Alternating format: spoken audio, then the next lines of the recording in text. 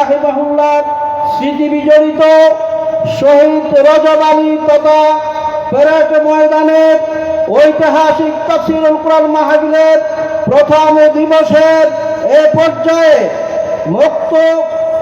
মুফাসসির হিসাবে তাফসীর পেশ করছেন আল্লামা শহীদ সাঈদী রাহিমাহুল্লাহ সুযোগ্য উত্তরসূরি বিশিষ্ট মুফাসসির তাফসীর জগতের উজ্জ্বল নক্ষত্র জনাব আল্লামা আব্দুল্লাহ আল আমিন।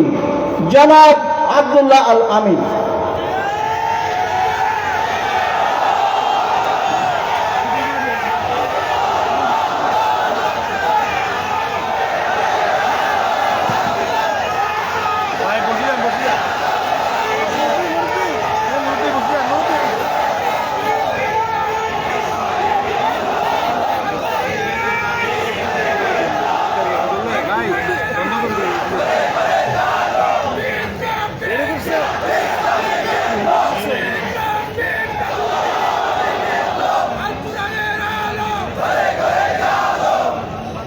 السلام عليكم ورحمة الله وبركاته. السلام عليكم ورحمة الله وبركاته.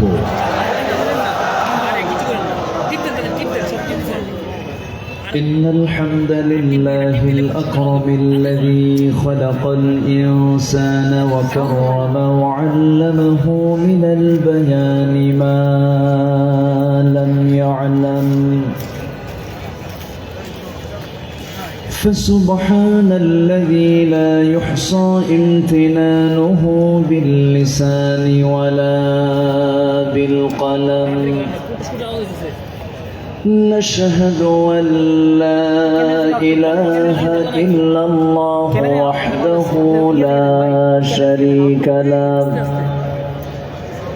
ونشهد أن سيدنا وحبيبنا ومولانا محمدا عبده ورسوله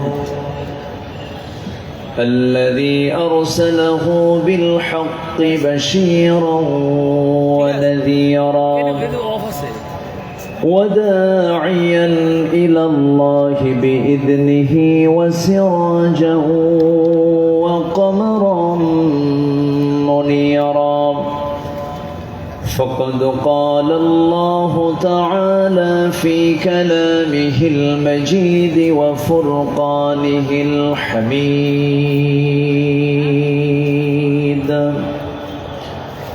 أعوذ بالله من الشيطان الرجيم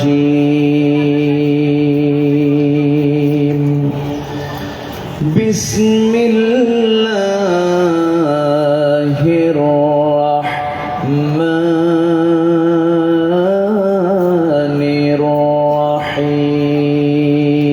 الرحيم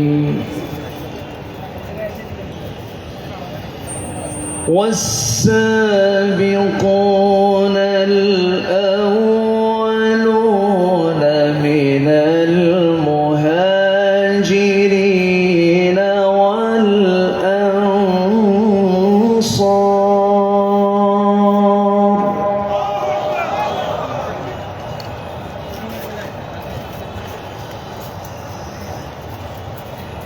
من المهاجرين والأنصار والذين اتبعوهم بإحسان الله أكبر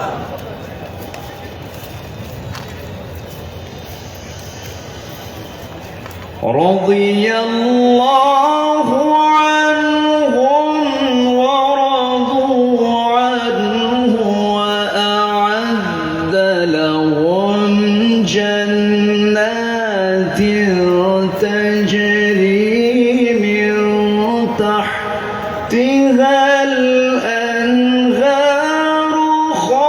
خالدين فيها أبدا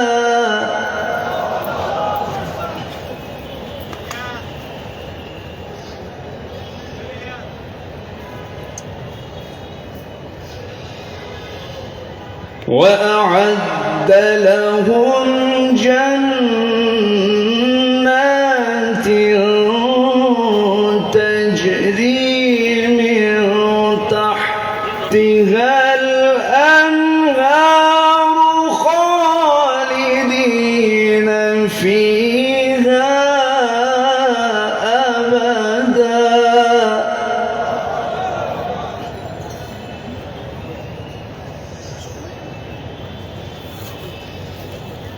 ذلك الفوز العظيم.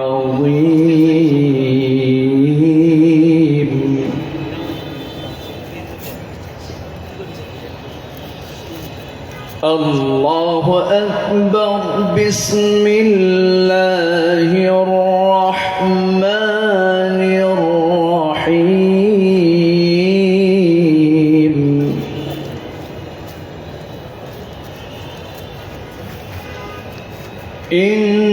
إن الله وملائكته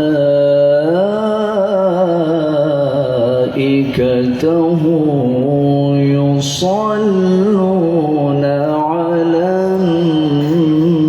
النبي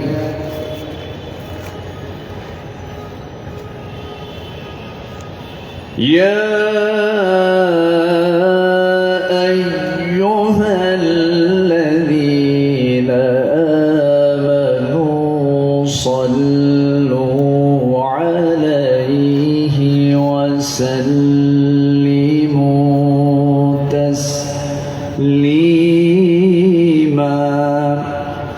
اللهم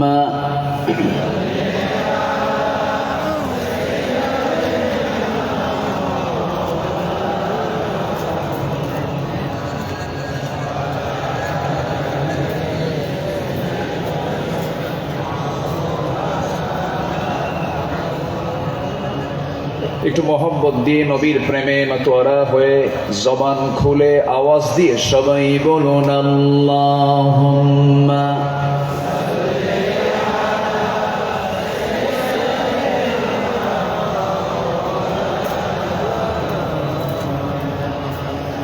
وعلى آل سيدنا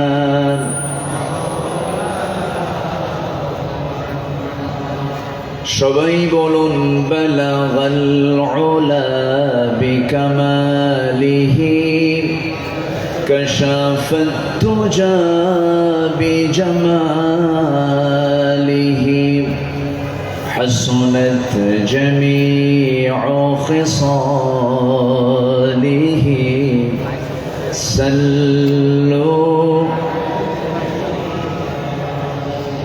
سراج الملة تمهي فخر دو عالم دلبار مولاه شريف الأنبياء نسخا كل أديان ذخره بلغ العلا بكماله كشف التجى بجماله حسنت جميع خصاله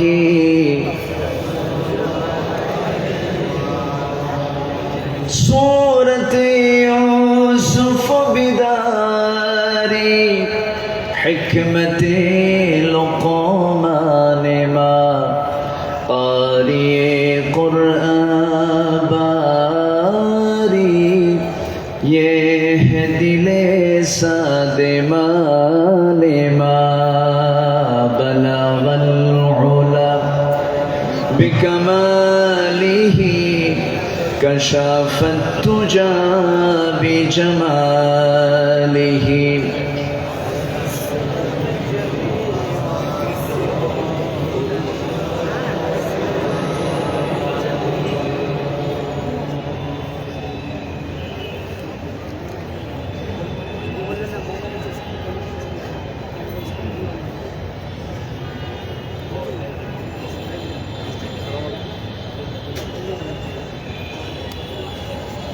চট্টগ্রামের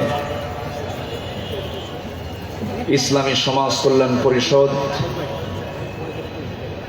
চট্টগ্রাম মাহফিল ইন্তেজামিয়া কমিটি কর্তৃক আয়োজিত 5 দিনব্যাপী ঐতিহাসিক তাফসীরুল কুরআন মাহফিল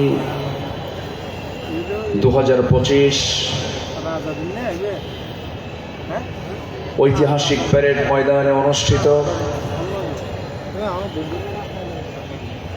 আজকের এই মহৎ আয়োজনের মহতী মাহফিলের সম্মানিত সুযোগ্য সভাপতি, ইসলামী সমাজ কল্যাণ পরিষদ চট্টগ্রামের সম্মানিত সাহেব সদর, শিক্ষাবিদ অধ্যক্ষ মোহাম্মদ তাহের সাহেব, আজকের মাহফিলের বরেণ্য অতিথিবৃন্দ, বিশেষ করে আমার ডান পাশে উপবিষ্ট আছেন দক্ষিণ এশিয়ার বৃহত্তম ইসলামী সংগঠন বাংলাদেশ জামাত ইসলামী চট্টগ্রাম মহানগরীর সম্মানিত আমির, মজলুম জননেতা, শিক্ষাবিদ, গবেষক জনাব শাহজাহান চৌধুরী হাফিজাহুল্লাহ। আজকের মাহফিল উপস্থিত হাজারাত উলামায়ে কেরাম, ফদলা ইজম, সুশীল সমাজ, জাতির শ্রেষ্ঠ সন্তান, শিক্ষক মণ্ডলী, জাতির বিবেক, সাংবাদিক বৃন্দ, প্রশাসনের দায়িত্ব নিয়োজিত কর্মকর্তা বৃন্দ, আজকের মাহফিলের প্রধান আকর্ষণ দূরে ও কাছের বিভিন্ন স্থান থেকে, পার্শ্ববর্তী জেলা থেকে আগত তাওহীদের পতাকাবাহী, কালেমার ঝান্ডাবাহী, দ্বীন ইসলামের নরসারদুল বীর মুজাহিদ, প্রাণ প্রিয় সম্মানিত দ্বীনী ভাইরা, আড়ালে বসে আছেন শ্রদ্ধেয়া সম্মানিতা মা বোনেরা। আলোচনার সূচনায় আনুষ্ঠানিকতার মধ্য দিয়ে আমার পক্ষ থেকে আবারও দিল খোলা সালাম, আসসালামু আলাইকুম ওয়া রাহমাতুল্লাহি তাআলা ওয়া বারাকাতুহু।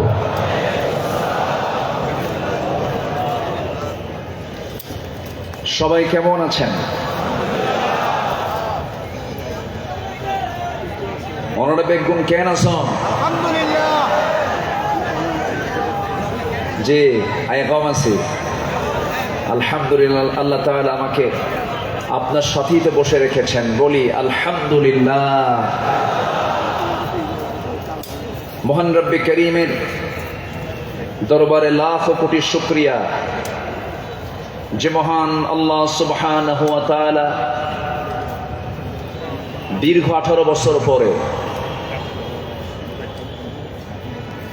1.5 যুগ পরে এই মাঠে কোরআন শোনার এমন একটি অনুকূল পরিবেশ যে মহান রব্বে করিম করে দিলেন, সেই মহান জাল্লা শানুহুর দরবারে আমরা সবাই লাখ কোটি শুকরিয়া আদায় করছি। মুহাব্বাতান জোরালো কণ্ঠে বলে উঠছি আলহামদুলিল্লাহ। চিৎকার মেরে বলছি আল্লাহুম্মা ইন্নী আসআলুকা আল হুদা ওয়াত তুকা ওয়াল আফাফা ওয়াল গিনা। সবাই বলি আল্লাহুম্মা আইন্নি আলা যিকরিকা ওয়া শুকরিকা ওয়া হুসনি ইবাদাতিকা। আমরা আল্লাহ তাআলার শুকর আদায় করে নিলাম। সম্মানিত হাজিরিন, এই মাহফিলের যিনি আলোচনা শুরু করেছেন, এই মাহফিল যাকে দিয়ে আলোচনা শুরু হয়েছে, শহীদ আল্লামা দেলওয়ার হুসাইন সাইদি রাহিমাহুল্লাহ। তিনি সর্বশেষ এই ময়দানে কথা বলেছেন 2006 সালে। এরপর পৃথিবীতে বেঁচে থাকার পরেও তিনি এই মাহফিল আসতে পারেন নাই। তিনি আসতে চেয়েছেন কিন্তু আসতে দেওয়া হয় নাই। তিনি আজকে আমাদের মাঝ থেকে বিদায় নিয়েছেন। তিনি আলমে বারজাখে আছেন।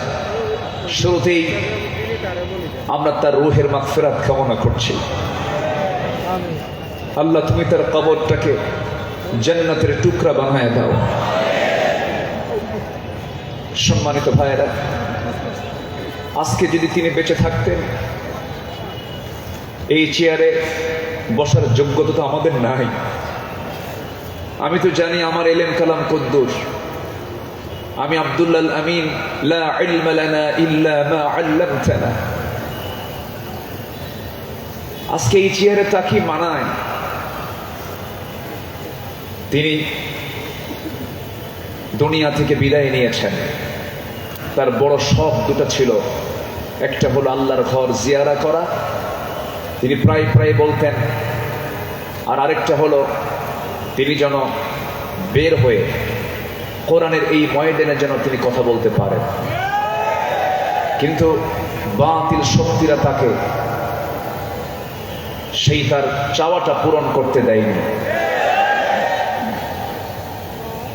2023 সালের 13ই অগাস্ট চিকিৎসার নাম করে সুস্থ একজন মানুষকে জেলখানা থেকে বের করে হসপিটালে জোর করে ভর্তি করিয়ে ইনজেকশন পুশের মধ্য দিয়ে পয়জনিং করে বিষ প্রয়োগ করে দিল্লির প্রেসক্রিপশনে তাকে হত্যা করা হয়েছে।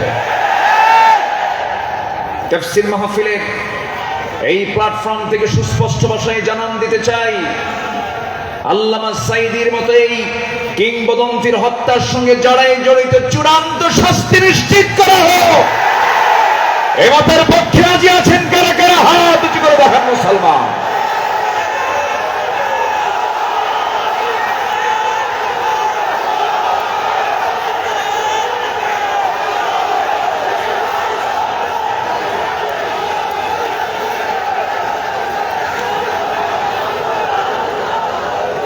বসুন।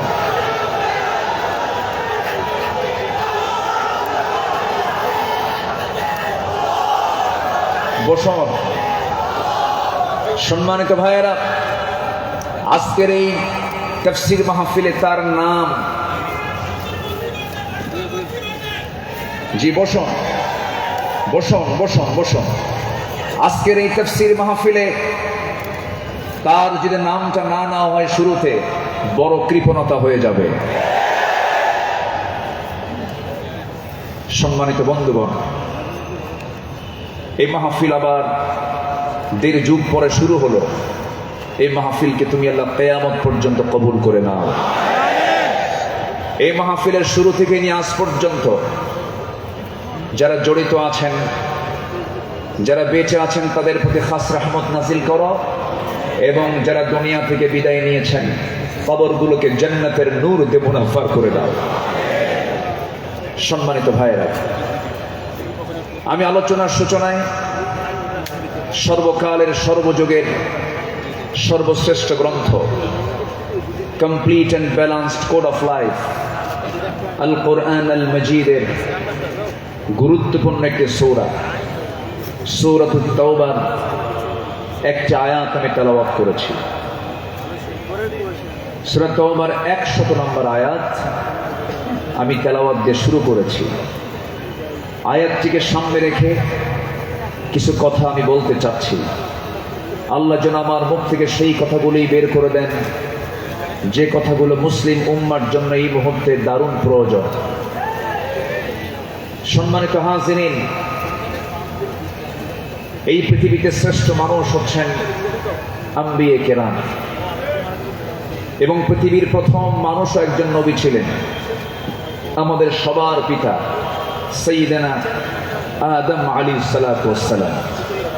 এবং এটার সিলসিলা শেষ হয়েছে খাতামুন নবিয়্যিন সরওয়ার কায়নাত, রাহমাতুল লিল আলামিন, রহমত আলম, নবী মুকররম জনাবে মুহাম্মদুর রাসূলুল্লাহ সাল্লাল্লাহু আলাইহি ওয়াসাল্লাম তার সময় এসে নবুয়তের এই সিলসিলা শেষ হয়েছে।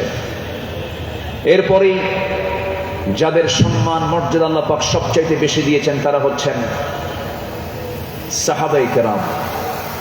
আল্লাহ তাআলা তাদের সম্মান, তাদের মর্যাদা অনেক বেশি দিয়েছেন এবং আল্লাহ নিজে তাদের শানে বলেছেন রাদিয়াল্লাহু আনহুম, আল্লাহ তাদের উপরে সন্তুষ্ট হয়েছেন। আল্লাহ নিজে যদি বলেন আমি তাদের উপরে সন্তুষ্ট হয়েছি, তাদের ঠিকানা কোথায় হবে? জান্নাত হবে, এটাই স্বাভাবিক।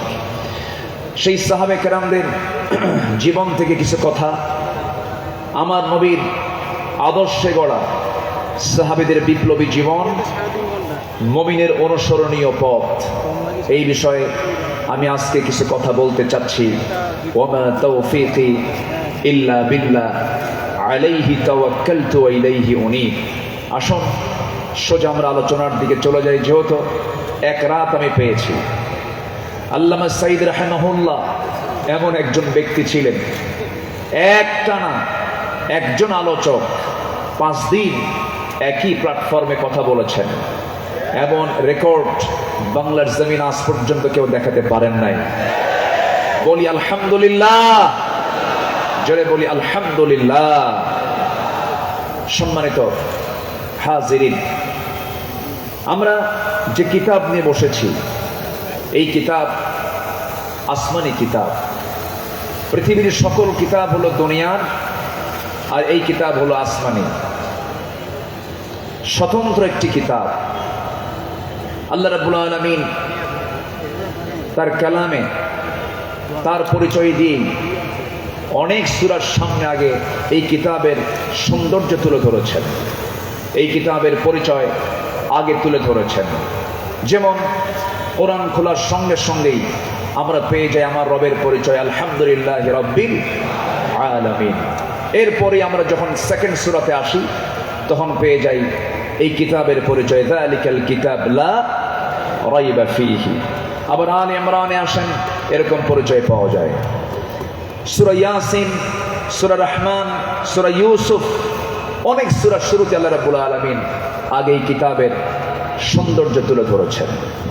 আল্লাহ রাব্বুল আলামিন বলেন, আর রহমান আল্লামাল কুরআন খালাকাল ইনসানা আল্লামাহুল বায়ান الشمس والقمر بحسبان والنجم والشجر يسجدان। জোরে বলুন আল্লাহু আকবার। তিনি রহমান, যিনি বান্দাকে কোরআন শিক্ষা দিয়েছেন। আবার ইয়াসিনে চলে যান, ইয়াসিন ওয়াল কুরআনিল হাকীম ইন্নাকা লামিনাল মুরসালিন আলা সিরাতিম মুস্তাকিম। আল্লাহ রাব্বুল আলামিন এই কিতাবের পরিচয় অনেক সূরার শুরুতেই দিয়েছেন। আগে কিতাব সম্পর্কে বান্দা বুঝে নাও, সচরাচর অন্য কিতাবের মতো এই কিতাব এমনটা নয়। আল্লাহ রাব্বুল আলামিন এই বান্দার জন্য কিতাবটাকে কি করে দিয়েছেন? আল্লাহ রাব্বুল আলামিন বলেন, তিবিয়ানাল লিকুল্লি শাই, তোমার জীবনের জন্য যা কিছু প্রয়োজন সব আয়োজন আমি এর মধ্যে করে দিয়েছি, কোথাও যাওয়ার দরকার নাই।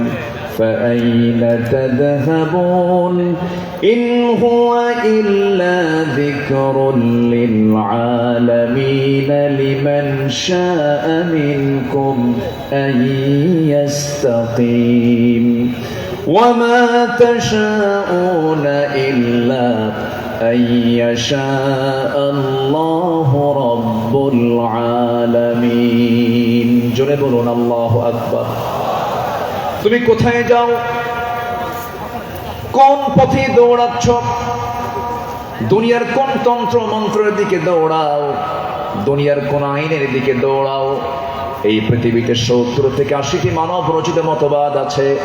সমস্ত মতবাদকে তোমার ধিক্কার মারতে হবে, পচা বস্তাগুলোকে ফেলে দিয়া আল্লাহর আহ্বান হলো ইন হুয়া ইল্লা যিকির, এই জিকিরের দিকে চলে আসো, কোরআন তোমাকে সুপারিশ করে জান্নাতের দরজায় পৌঁছায়া দেবে।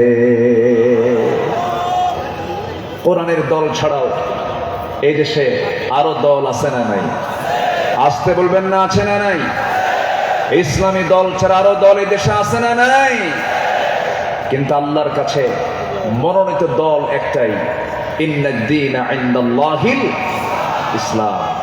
ইসলাম ছাড়া অন্য কিছু যে গ্রহণ করবে, সোজা কথা আল্লাহ পাক বলে দিচ্ছেন, ওয়ামান ইয়াবতাগি গায়রাল ইসলামি দীনান ফালান ইউকবালা মিনহু, যে ব্যক্তি জীবন বিধান হিসাবে, দল হিসাবে ইসলামকে বাদ দিয়ে অন্য কোনো দিনকে গ্রহণ করবে, তার কোনো কিছুই গ্রহণ করবেন না তিনি কে? এই কথা কে বলেছেন? অতএব দল করতেই হবে, সেই দল হতে হবে কার দল? আসতে বলবেন না, কার দল? আল্লাহ রাব্বুল আলামিন বলেন, ইন্নামা ওয়ালিয়্যুকুমুল্লাহু ওয়া রাসূলুহু ওয়াল্লাযীনা আমানুল্লাযীনা ইউকিমুনাস সালাতা ওয়া ইউতুনাস যাকাতা ওয়া হুম রাকিউন ومن يتولى الله ورسوله والذين آمنوا فإن حزب الله هم الغالبون। যারা আল্লাহর দল করবে তারাই বিজয়ী হবে। ঘোষণাকার, ঘোষণাকার আল্লাহ। ছাড় দেন কিন্তু ছেড়ে দেন না, ঠিক কিনা? ছাড় দেন কিন্তু ছেড়ে দেন না। দেখেন না, যাওয়ার রাস্তা পাইল না, শেষে ভাঙ্গা হেলিকপ্টারে বিদায় নিল, ঠিক কিনা? যুগে যুগে যারাই আসমানি কিতাব নিয়ে ষড়যন্ত্র করেছে, যুগে যুগে যারাই জগতের শ্রেষ্ঠ সন্তান আলেমদেরকে নিয়ে ষড়যন্ত্র করেছে, তাদের অবস্থায় ফেরাউনদের মতো হয়েছে, হামানদের মতো হয়েছে, নমরুদদের মতো হয়েছে। সম্মানিত ভাইরা, এই কোরআনকে আমরা মানব শুধু নামাজে না সমাজেও? এই কোরআনকে মানতে হবে এক জায়গায় না সব জায়গায়? সব জায়গায় মানব। জোরে বলি ইনশাআল্লাহ। এর মধ্যে কোনো তথ্য বাদ পড়েনি, সব তথ্য আল্লাহ পাক এর মধ্যে দিয়েছেন। মিন শাইইন ওয়ালা আসগরা মিন যালিকা ওয়ালা আকবারা ইল্লা ফি কিতাবিম মুবিন। এমন কোন ছোট বিষয় নাই যা বাদ পড়েছে, আবার এমন কোন বড় বিষয় নাই যা বাদ পড়েছে। সব বলে দিয়েছেন তিনি আমার কে? আল্লাহ পাক। আল্লাহ তাআলা একটা সূরা নাযিল করেছেন, সূরাতুন নাহল, মৌমাছি। শতকের পর শতক, হাজার গবেষণার পরে সর্বপ্রথম 1973 সালে অস্ট্রিয়ান একজন বিজ্ঞানী কার্ল ভন ফ্রিশ মৌমাছির জীবন চক্র নিয়ে গবেষণা করে তিনি নোবেল পুরস্কার পান। তিনি এই বিষয়ে একটা বইও লিখেছেন যার নাম হলো দ্য ড্যান্সিং বিজ। তিনি সর্বপ্রথম ফটোগ্রাফির মাধ্যমে প্রমাণ করে দেখিয়েছেন মূলত ফিমেল ওয়ার্কার বি, মধু সংগ্রহ এবং মৌচাক নির্মাণের মূল কর্মী তারা। অথচ মহান রব্বুল আলামিন আজ থেকে ১৫০০ বছর আগে এই নারী কর্মী মৌমাছির কথা জানিয়ে দিয়েছেন কোরআনে ১৫০০ বছর আগে। জোরে বলি সুবহানাল্লাহ। আল্লাহ রাব্বুল আলামিন বলেন, ওয়াআউহা রাব্বুকা ইলান নাহলি আন ইত্তাখিযি মিনাল জিবালি বুয়ুতা ওয়া মিনাশ শাজারি ওয়া মিম্মা ইয়ারিশুন। জোরে বলুন আল্লাহু আকবার। আমার বন্ধুগণ, নাম্বার ২ হলো আল্লাহ রাব্বুল আলামিন এই মৌমাছি যে তথ্যগুলো দিয়েছেন সেই তথ্যের হালে এসে তারা বলতেছে কিন্তু ১৫০০ বছর আগে আল্লাহ রাব্বুল আলামিন তা জানিয়ে দিয়েছেন। আল্লাহ রানী মৌমাছিকে, স্ত্রী মৌমাছিকে ওহী দিয়ে জানাচ্ছেন, তুমি পাহাড়ে, গাছে এবং তারা যে গৃহ নির্মাণ করে তাতে নিবাস তোমরা বানায় নাও। জোরে বলি সুবহানাল্লাহ। নম্বর 2, তিনি প্রমাণ করেছেন যখন একটি কর্মী মৌমাছি নতুন ফুলের বাগান বা উদ্যান খুঁজে পায়, তখন সে অন্য মৌমাছিদের সঠিক পথের দিক নির্দেশনা দেয়। কার্ল ভন ফ্রিচ এই নাচের নামটা দেন হচ্ছে ওয়াগল ড্যান্স, যা পৃথিবী জুড়ে সাড়া ফেলে। অথচ এই তথ্য কোরআনের কাছে অনেক পুরাতন। মহান আল্লাহ তাআলা ১৫০০ বছর আগে এটাও জানিয়ে দিয়েছেন। জোরে বলি সুবহানাল্লাহ। আল্লাহ রাব্বুল আলামিন বলেন, সুম্মা কুলি মিন কুল্লি সামারাতি ফাসলুকি সুবুলা রাব্বিকা যুলুলা। জোরে বলুন আল্লাহু আকবার। তুমি প্রত্যেক ফল থেকে আহার করো এবং তুমি আমার রবের সহজ পথে চলো। আল্লাহু আকবার। বিজ্ঞান হালে বলছে, কোরআন ১৫০০ বছর আগে বলছে। তাহলে এখন বলুন, বিজ্ঞান কোরআন বিজ্ঞান থেকে নিয়েছে না বিজ্ঞান কোরআন থেকে ধার করেছে? বিজ্ঞান কোরআন থেকে ধার করেছে। এখানে শেষ নয়। নাম্বার 3, বর্তমান সময়ে বিজ্ঞানীরা নিখুঁত গবেষণার মাধ্যমে প্রমাণ করেছেন আসলে মধু বের হয় মৌমাছির পেট থেকে। মৌমাছির পেট থেকে। এই আশ্চর্য তথ্যটিও মহান রব্বুল আলামিন ১৫০০ বছর আগেই জানিয়ে দিয়েছেন। সুবহানাল্লাহ। আল্লাহ রাব্বুল আলামিন বলেন, ইয়াখরুজু মিন বুতুনিহা শারাবুম মুখতালিফুন আলওয়ানুহু ফীহি শিফাউন লিন-নাস ইন্না ফী যালিকা লাআয়াতান লিকাওমিন ইয়াতাফাক্কারুন। জোরে বলুন আল্লাহু আকবার। তার পেট থেকে এমন পানীয় বের হয় যার রং ভিন্ন ভিন্ন, যাতে রয়েছে মানুষের জন্য রোগ নিরাময়। নিশ্চয় এতে নিদর্শন রয়েছে সেই কওমের জন্য যারা চিন্তা করে। জোরে বলে সুবহানাল্লাহ। আল্লাহ তাআলার কি একটা ফার্মাসিউটিক্যাল কোম্পানি, কি বিশাল বড় একটা ফ্যাক্টরি আল্লাহ পাক মৌমাছিকে এই দায়িত্ব দিয়ে দিয়েছেন। 1 পাউন্ড মধু বানাতে 550 মৌমাছিকে প্রায় 20 লাখ ফুলে ভ্রমণ করতে হয়।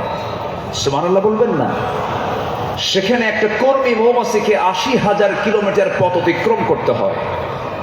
অন্য একটি গবেষণায় এসেছে 14.5 লাখ কিলোমিটার পথ অতিক্রম করতে হয়, যা দিয়ে পুরো পৃথিবীটাকে 3 বার প্রদক্ষিণ করা সম্ভব। শুধু 1 পাউন্ড মধু তৈরিতে মৌমাছির এত কষ্ট করতে হয়। আল্লাহু আকবার বলেন। মহান আল্লাহ তাআলা এই মৌমাছির মধ্যে সঠিক পরিমিত তাপমাত্রা বোঝার মতো আশ্চর্য একটা ক্ষমতা দিয়েছেন। মৌচাকের সঠিক তাপমাত্রা 35 ডিগ্রি সেলসিয়াস থাকা প্রয়োজন। যদি কখনো তাপমাত্রা এর কম 30 ডিগ্রিতে নেমে আসে, তখন মৌমাছিগুলো সবাই একত্রিত হয়ে তাদের ডানাগুলো ঝাঁপিয়ে তাপমাত্রা বৃদ্ধি করে। জোরে বলে সুবহানাল্লাহ। আবার যদি কখনো তাপমাত্রা বেড়ে 40 ডিগ্রি হয়ে যায়, তখন আবার তারা উল্টো দিকে ডানা ঝাঁপিয়ে মৌচাকে তাপমাত্রা ঠান্ডা করে। তখন আবারও 35 ডিগ্রি তাপমাত্রায় নিচে স্বাভাবিক হয়ে যায়, নিচে নেমে আসে। এগুলো কার ক্ষুদ্র? আসতে বলবেন না, কার ক্ষুদ্র? আল্লাহর ক্ষুদ্র। সম্মানিত ভাইয়েরা, আল্লাহ রাব্বুল আলামিন এই কিতাবের ভিতরে হাদীদ নামে, লোহা নামে একটা সূরা নাজিল করেছেন। সূরার নাম কি? হাদীদ। লোহা। লোহা ছাড়া কিছুই হয় না। এই লোহা নিয়ে বিজ্ঞান গবেষণা করে বলছে, আধুনিক বিজ্ঞান বলতেছে লোহার সৃষ্টি পৃথিবীতে নয়, বরং লোহা এসেছে বহির জগৎ থেকে, আকাশ থেকে। কারণ পৃথিবীর পরিবেশে লোহ উৎপাদনের জন্য অনুপযোগী। কেননা সূর্যের যে তাপমাত্রা লোহা উৎপাদনের জন্য যথেষ্ট নয়। সূর্যের কেন্দ্রের তাপমাত্রা হলো 15 মিলিয়ন ডিগ্রি সেলসিয়াস, আর সূর্যের পৃষ্ঠে অর্থাৎ ফটোস্ফিয়ারের তাপমাত্রা হচ্ছে 5.5 সেলসিয়াস। ঘটে থাকতে পারে, অথচ মহান রব্বুল আলামিন 1500 বছর আগেই সূরা হাদীদে জানিয়ে দিয়েছেন আল্লাহ পাক লোহা নাজিল করেছেন। সুবহানাল্লাহ বলবেন না? আল্লাহ রাব্বুল আলামিন বলেন, وَأَنزَلْنَا الْحَدِيدَ فِيهِ بَأْسٌ شَدِيدٌ وَمَنَافِعُ لِلنَّاسِ। সূরাতুল হাদীদ আয়াত নম্বর 25, মহান রব্বুল আলামিন বলেন, আমি লোহা নাজিল করেছি যাতে রয়েছে প্রচন্ড শক্তি, মানুষের জন্য বহুবিধ উপকার। জোরে বলি সুবহানাল্লাহ। তাহলে বিজ্ঞান এগুলো প্রমাণ করেছে না কোরআন থেকে ধার করেছে? কোরআন থেকে ধার করেছে। বিজ্ঞান দিয়ে কোরআন যাচাই হবে না, কোরআন দিয়ে বিজ্ঞান যাচাই হবে। কোন আইন দিয়ে কোরআনকে ব্যর্থ করার চেষ্টা করলে সে ব্যর্থ হবে। কোরআন দিয়ে পৃথিবীর সকল আইনকে ব্যর্থ করতে হবে। যারা বলেন কোরআন আর রাজনীতি ভিন্ন বিষয়, তাদের নতুন করে ঈমান আনতে হবে।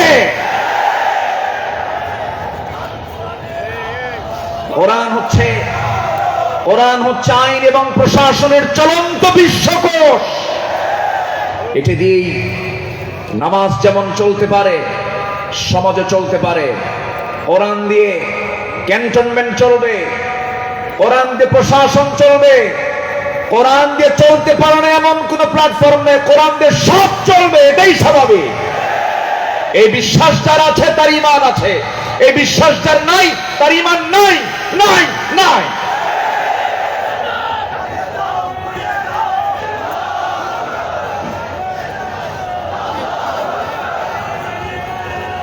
সম্মানিত ভাইয়েরা, সম্মানিত বন্ধুগণ, তাহলে সব সমস্যার সমাধান কি কোরআন করতে পারে? আসতে বলবেন না, পারে। এখন বাংলাদেশের সবচাইতে বড় সমস্যা কি জানেন? গদি সমস্যা। কি সমস্যা বলেন? গদি সমস্যার সমাধান তো মনে হয় কোরআনে নাই। একটা আয়াত আছে, আয়াতুল কুরসি। আয়াতুল কুরসি। কুরসিয়ন মানে কি? গদি। কুরসিয়ন মানে কি? গদি। গদিটা মূলত কার? আসতে বলবেন না, গদিটা মূলত কার? আল্লাহ।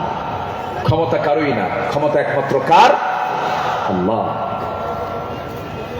কোরআন সম্পর্কে সংক্ষিপ্ত একটা ধারণা আল্লাহর সিস্টেম মতোই, আল্লাহ এই পদ্ধতিতেই তিনি আলোচনা করেছেন। কোরআনে তার কথাগুলো এইভাবে আসছে। আসুন আমরা এখন মূল ওই আয়াতটার দিকে আমরা চলে যাচ্ছি। সম্মানিত বন্ধুগণ,